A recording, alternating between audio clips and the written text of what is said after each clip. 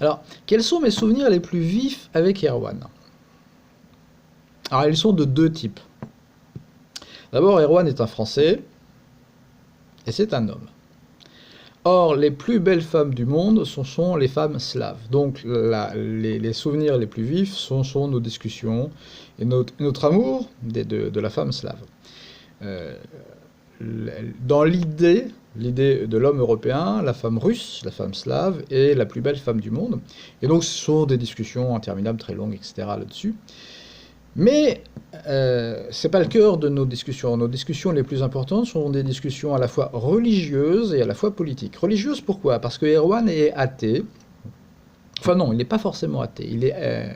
Il n'est plus chrétien. euh, et moi, je suis chrétien, pratiquant, catholique.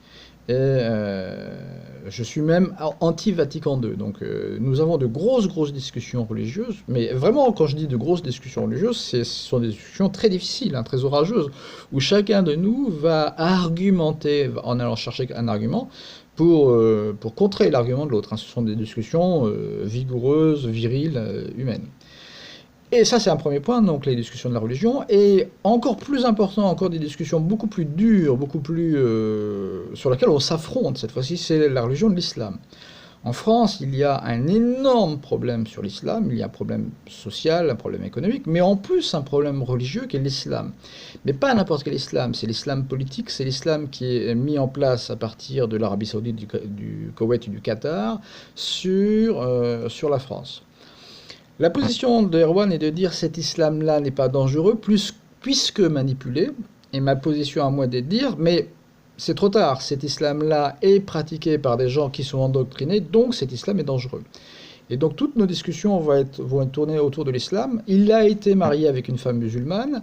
Moi, j'ai vécu dans un quartier avec des mosquées, avec des musulmans qui sont affreux, quoi. Et, alors qu'ici, au Donetsk, pas de problème. Et donc nous avons des discussions très difficiles, et on s'affronte. Et quand je dis on s'affronte, c'est-à-dire que c'est à la limite de la rupture de l'amitié. Quand deux hommes discutent de façon très virile, en ne démordant pas des arguments, c'est terrible. Mais chacun a ses arguments et chacun va aller jusqu'au bout de ses arguments. Et donc là, ce sont des souvenirs marquants. Parce que à chaque fois, la discussion est argumentée sur des éléments concrets que je présente, qu'il présente, et sur lesquels on peut discuter. Il n'y a pas le fameux point Godwin, il n'y a pas de référence à Hitler en disant «Oh, t'es nazi», etc. Non, à chaque fois, on va aller chercher le pourquoi, le comment, et Erwan est assez fin dans ce jeu, il est très habile dans ce jeu-là, et il ne faut pas se laisser démonter. Et donc je ne me laisse pas démonter par Erwan, et on a de grosses discussions.